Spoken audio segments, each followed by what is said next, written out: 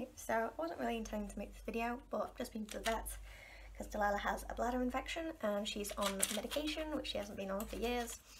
I kind of realised when I was at the vet's that because the vet was really concerned about giving me tablets, she was like, "Is it okay? Can you get it down her throat?"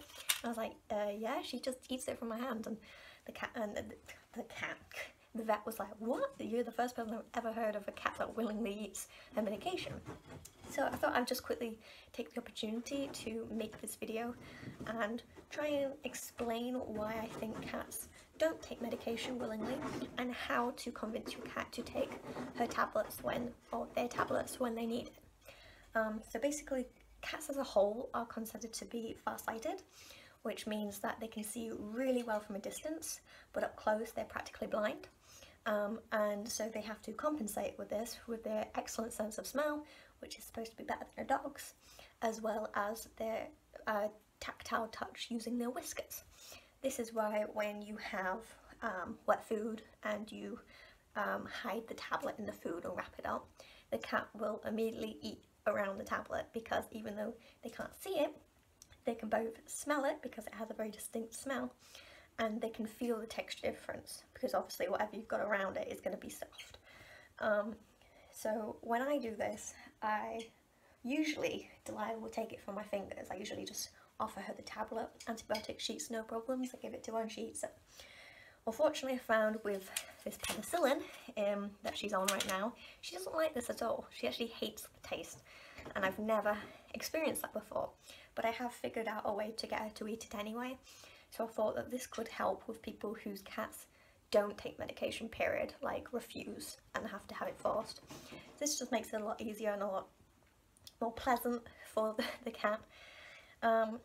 So the way that I say to do this is match the texture of the medication with food of the same sort. So chicken, for example, would not work. The texture is completely different. She'll be able to identify the difference in texture if I wrapped it up, and so it's completely useless. You'll also kind of find, I'm not sure if you can actually see her from here, that when cats eat different foods like us, they will eat different foods in different ways. Delilah slowly chews her chicken. You can't give medication to an animal that's going to chew it, because if the moment they feel that, they're going to spit it out, because if you've ever had medication sit on your tongue, it tastes disgusting. You want to swallow it whole. It's the same applies with animals. If it's sitting in their mouth, or they've broken it by accident by chewing it, they're going to cough it up. So if you see the way she eats this, she doesn't swallow this whole. She will chew it very slowly. There we go. And Delilah can't chew very well anyway. She has rotten teeth because she's 17 years old. She's a very old cat. But I can't have her eating it like this if there's a tablet in it. If she's chewing like that, then there's no hope. This is why I recommend using a very hard treat. So I use Dreamies. I've never met a cat that doesn't like Dreamies. It's like this, it's rock solid, and luckily for Delilah, she doesn't chew it, she just swallows the thing whole. Well, you struggled a little bit with that, didn't you? So just swallow it whole. And the joy about Dreamies is that they have a really strong smell, and this is great because this is going to help mask the smell of the medication. So Delilah gets out of the shop. We're going to get her penicillin up. It's nice and little and pink. Well, it's quite big for a cat tablet.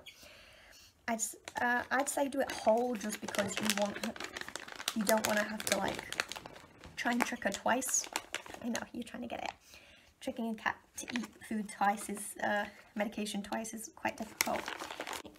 So now we're going to get her to eat it. This is where we use smell. Delilah, you want to move to the side for me? Good. So we're literally just gonna rub it because it's nice and smelly, and what we want is we want the smell of the penicillin to be on the treats that she wants to eat as well. So then when she's eating her treats that taste nice, there's also that scent of the penicillin on there, and it's not going to be considered a weird scent. Okay, and then it's just an art of shoving it under her nose fast enough. Like that. She can smell the penicillin on that. She's like, And she's going to eat it, realise that's no trouble, and she's suspicious of that one, so we're just going to add some more.